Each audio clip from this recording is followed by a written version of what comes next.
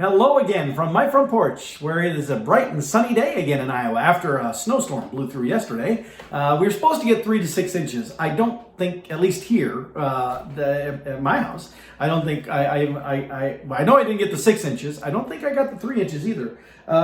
It's a little hard to say for a couple of reasons. One, because I didn't interact with it any more than I needed to. Including I didn't scoop any of it. I pay a guy to come in and he's got a plow on his truck and he pushes and pulls the snow out of the way and scoops the stuff for me. It's like, yeah, I know it sounds lazy, but hey, I figure I'm of the age now and I can afford it that I see no reason. I have nothing to prove. So I have no reason to be out scooping anything. I can just give him a piece of paper, give him a check, and it gets done. So that's what I do. But as I'm sitting here on the front porch, I am looking out at the end of my driveway where they push a lot of the snow after they do it. We've had so much snow now, more snow I think this year than a lot of recent years, and we've been setting some records. So yay! Glad I'm still here in Iowa for record snowfall. But the pile at the end of my driveway where they pushed it on is as tall, or maybe even starting to get a bit taller than my car. So it's quite impressive. But the other reason it's a little hard to tell is because now where they can't, because they were here at 11:30 last night, is how hard those guys work. And so they were here and they did that last night. So that now today, as the sun is out, well, partly out, it's still hazy, but the sun is out enough that where they cleared stuff away, it's melting away the thin little residue that was on that was left, so that now, again, the steps and the walkways are clear, and my parts of my driveway are clear. It's a little spotty because they weren't able to get all of it plowed up, but that's okay. It'll take care of itself. Anyway, the real reason I wanted to chat today was because I've been having these conversations online. I say conversations. Some people call them debates.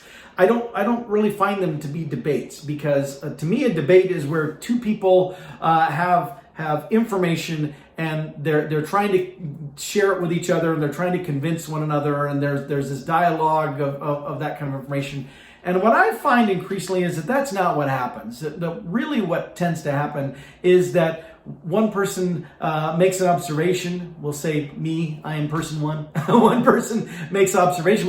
And remember, I'm a fairly neutral political person these days, and I am cynical about the whole process, and I will readily call out as a moron as somebody on either side. But when I do that, here's person one says, hey, here's what I observe. And then you would think in a debate, there'd be person two that would come back and challenge you, would say, no, your facts are not accurate because this, and then there'd be, well, no, but this is, and then you'd have this back and forth dialogue of that. But that's not what happens. What happens is this person one says, hey, this is what I observe, and then you got this person and a whole bunch of other people that instead of actually dealing with what person one said, they just pounce on person one. And they start making all kinds of personal attacks, all kinds of insults, all kinds of assumptions. The one that I really find the most amusing is that, if I say something that is against someone on the right, a Republican person, then I will have people that say, well, that's because you're one of those mind-numb Democrats, or whatever the slang phrases are. However, if I say something against a Democrat, well, then I get told that I am just one of those Fox News watching Trumpers, instead. It's because we resort to these cliche attacks too, these marginalizing attacks that push to one side or the other. We simply no longer are able to comprehend that there is this area in the middle. We only can discuss things in extremist ways. And if you say anything bad about someone or something done by this side, well, you must be aligned with that side. And vice versa. Say something bad against this side, you must be aligned with that side. No, maybe you just don't like what either side was doing. Maybe you just don't like the situation that's taking place. But see, we can't accept that anymore. And we've talked about this before, but I had this epiphany because in addition to people that keep talking about the whole divisive, well, you must be this, you must be that. We've now started to use the words blue and red as part of those discussions. I see it all the time. Well, that's because you're thinking you're stuck in the red side. That's because you think like one of those blue people, whatever. And it even is elevated into things like Texas and Louisiana, but Texas specifically went through the big winter snowstorm thing, and I've seen very specific, very pointed comments about Texas enduring that because it's a red state. The implication being, it's run by Republicans, and that's why apparently they got hit by a snowstorm. I'm not quite sure how that logic works out, but in their minds, apparently it does. But my point being that we've started to color code these sides, and now we're using that as shorthand. The red side, the blue side. And if you say something bad about the blue side, clearly you're with the red side. You say something bad about the red side, clearly you're with the blue side. And the more I thought about that, the more I thought, actually, that makes sense. I mean, I don't like it, but it makes sense. And the reason it makes sense is because I got to thinking about how we as a people have been conditioned to acknowledge that blue and red are the colors of opposing forces, opposing armies, that blue and red do battle with each other. And I mean, you think back to, I won't go too far back, but think back to the French during the age of the Musketeers. We've all seen the pictures and the movies, but it's based on some fact that you had differing, where the Musketeers themselves wore tunics that were blue. Cardinal Richelieu, who supposedly was the evil cardinal that tried to assassinate the king, tried to take over France, and that the Musketeers fought against and resisted. He had his personal guard, and they were wearing red tunics, blue versus red.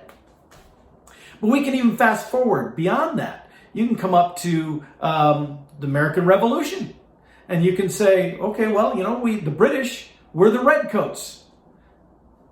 And how are the colonial troops always depicted? Now, the reality is they were ragtag. They hardly had any uniforms at all. They barely had weapons and ammunition. But we often depict them in blue with nice gold buttons. So that it is still the red versus the blue.